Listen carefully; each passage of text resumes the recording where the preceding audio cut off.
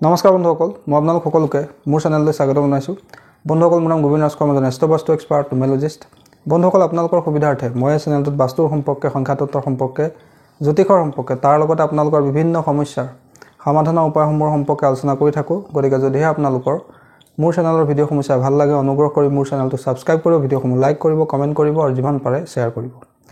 বন্ধুসকল, আজি মই আপোনালোকৰ লগত আপোনালোকৰ ৰিলেশ্যনশ্বিপৰ সমস্যা দূৰ কৰা এটা অত্যন্ত শক্তিশালী উপায়ৰ সম্পৰ্কে আলোচনা কৰিবলৈ আগবাঢ়িছোঁ।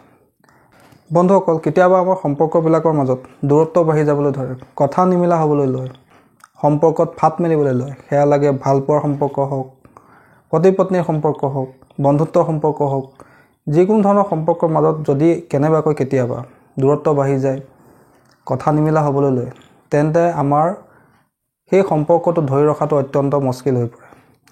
তাৰ কাৰণে আমি বিভিন্ন বশীকৰণৰ উপায় মই আপোনালোকৰ আগতে দিছিলোঁ। সেই বশীকৰণৰ উপায়সমূহ আপোনালোকে কৰিব পাৰে। আজি মই আপোনালোকৰ আন এটা অত্যন্ত সহজ সৰল বশীকৰণ প্ৰয়োগৰ সম্পৰ্কে ক'বলৈ আগবাঢ়িছোঁ। বন্ধুসকল, বশীকৰণ প্ৰয়োগ বহুত আছে, কিন্তু সকলো প্ৰয়োগ আপোনালোকে কৰিব নোৱাৰিব, কিয়নো তাৰ কাৰণে গুৰু দীক্ষাৰ প্ৰয়োজন হয়। সেইকাৰণে আপোনালোকক একেবাৰে সহজ আৰু সৰল যিখিনি উপায় আপোনালোকে সকলোৱে কৰিব পাৰে, আৰু যি উপায় কৰিবৰ কাৰণে আপোনালোকক বিশেষ কোনো বস্তুৰ আৱশ্যকতা নহয়, আৰু আপোনালোকৰ কোনো ধৰণৰ বিশেষ পইচা পাতি খৰচ নহয়, তেনেকুৱা ধৰণৰ উপায়সমূহ মই আপোনালোকক দিবলৈ চেষ্টা কৰোঁ। আজি মই যিটো উপায় সম্পৰ্কে ক'বলৈ আগবাঢ়িছোঁ, এই উপায়টো কোৱা হৈছে কামমোহিনী বশীকৰণ। বন্ধুসকল, যদি আপোনালোকে বিচাৰে যে আপোনালোকৰ সম্পৰ্কৰ যদি কিবা সমস্যা হৈছে, সম্পৰ্ক পুনৰ মধুৰ হৈ পৰক, আপোনালোকৰ যদি ভালপোৱাৰ সম্পৰ্কৰ মাজত কোনো তৃতীয় ব্যক্তি আহিছে, তেনে ক্ষেত্ৰত আপোনালোকে এই প্ৰয়োগটো কৰিব পাৰে। আৰু এই প্ৰয়োগটো কৰিবৰ কাৰণে কোনো ধৰণৰ বিশেষ আপোনালোকৰ খৰচ পাতিও কৰিবলৈ দৰকাৰ নাই, একেবাৰে সহজ উপায়। কিন্তু এই উপায়টো পুৰুষসকলে শুক্ৰবাৰৰ দিনা কৰিব লাগিব। অৰ্থাৎ যদি আপুনি এজন পুৰুষ আৰু কোনো অন্য ব্যক্তিৰ কাৰণে আপোনালোকে এই প্ৰয়োগটো কৰিব খুজিছে, তেন্তে আপোনালোকে এই প্ৰয়োগটো শুক্ৰবাৰৰ দিনা কৰিব লাগিব। আৰু যদি আপুনি কোনো মহিলা হয় বা কোনো অন্য ব্যক্তিৰ কাৰণে আপুনি কৰিব খুজিছে, নিজৰ কাৰণে কৰিব খুজিছে, তেন্তে আপোনালোকে মঙলবাৰৰ দিনা এই উপায়টো কৰিব লাগিব। কি কৰিব লাগিব প্ৰথমে ভালকৈ শুনি লওক। যিদিনাখন এই উপায়টো আপোনালোকে কৰিব, অনুগ্ৰহ কৰি সেইদিনা আপোনালোকে মাছ, মাংস বা কোনো আমিষ খাদ্য ভক্ষণ নকৰিব। ৰাতি শুবৰ সময়ত আপোনালোকে এই প্ৰয়োগটো কৰিব লাগিব। কি কৰিব লাগিব? আপোনালোকে নিজৰ হাতত, পুৰুষ হ'লে সোঁ হাতত আৰু মহিলা হ'লে বাওঁ হাতত, যাৰ লগত আপোনাৰ সম্পৰ্কটো ভাল হোৱাটো বিচাৰিছে, ৰঙা কলমৰ সৈতে প্ৰথমে তেওঁৰ সম্পূৰ্ণ নাম লিখিব।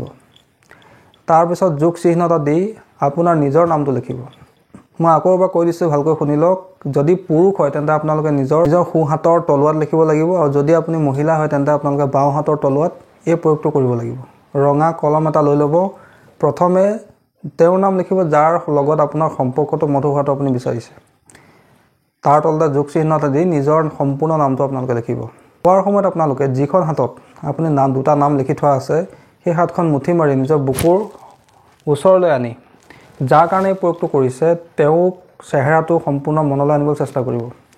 আৰু মই এটা মন্ত্ৰ আপোনালোকক ইয়াত দিছোঁ, এই মন্ত্ৰটো আপোনালোকে 21 বাৰ জপ কৰিব। বন্ধুসকল, মন্ত্ৰটো মই স্ক্ৰীণত দি দিছোঁ। মন্ত্ৰটো হৈছে ক্ৰীম ত্ৰিম বশী কৰাই স্বাহা, ক্ৰীম ত্ৰিম বশী কৰাই স্বাহা। এই মন্ত্ৰটো আপোনালোকে যিখন হাতত আপোনালোকে নামকেইটা লিখি থৈছে, সেই হাতটো মুঠি মাৰি নিজৰ বুকুৰ ওচৰলৈ আনি মনে মনে সেই ব্যক্তিজনৰ যাৰ কাৰণে এই প্ৰয়োগটো কৰিছে, তেওঁৰ চেহেৰাটো মনলৈ আনি নিজৰ বুকুৰ ওচৰত হাতটো ৰাখি এই মন্ত্ৰটো 21 বাৰ জপ কৰিব। আৰু এই প্ৰক্ৰিয়াটো আপোনালোকে কণ্টিনিউ 3টা মঙলবাৰ অথবা 3টা শুক্ৰবাৰ কৰিব। চাব আপোনালোকৰ যদি সম্পৰ্কৰ মাজত কিবা সমস্যা হৈছে, যদি কোনো তৃতীয় ব্যক্তিৰ কাৰণে আপোনালোকৰ সম্পৰ্কত দূৰত্ব বাঢ়ি গৈছে, ইজনে সিজনক ব্লক কৰি দিয়া পৰ্যন্ত হৈ গৈছে, কথা বতৰা নিমিলা হ'বলৈ ধৰিছে, তেন্তে আপোনালোকে এই প্ৰয়োগটো কৰিব। আপুনি যদি পুৰুষ তেন্তে আপোনালোকে 3টা শুক্ৰবাৰে এই প্ৰয়োগটো কৰিব, আৰু যদি আপুনি কোনো মহিলা তেন্তে 3টা মঙলবাৰে আপোনালোকে এই প্ৰয়োগটো কৰিব। 21 দিনৰ ভিতৰতে আপোনালোকে ইয়াৰ ভাল ফল আপোনালোকে লাভ কৰিব। সম্পূৰ্ণ বিশ্বাস ৰাখি, যেনেকৈ মই ক'লোঁ, সম্পূৰ্ণ নীতি নিয়ম পালন কৰি এই প্ৰয়োগটো কৰিব। ৰাতি শোৱাৰ সময়ত কৰিব। চাব আপোনালোকৰ যাৰ কাৰণে এই প্ৰয়োগটো কৰিছে, সেই প্ৰয়োগ সফল হ'ব। আপোনালোকৰ সম্পৰ্কৰ মাজত যি সমস্যা হৈ আছিলে, সেই সমস্যাও লাহে লাহে দূৰ হৈ যাব। বন্ধুসকল, আশা কৰিছোঁ আজি আপোনালোকৰ এই কামমোহিনী বশীকৰণৰ উপায় সম্পৰ্কে জানি ভাল লাগিলে। যদি ভাল লাগিলে অনুগ্ৰহ কৰি ভিডিঅ'টো লাইক কৰি দিব, কমেণ্ট কৰিব, আৰু মোৰ চেনেলটো ছাবস্ক্ৰাইব কৰিব। ধন্যবাদ।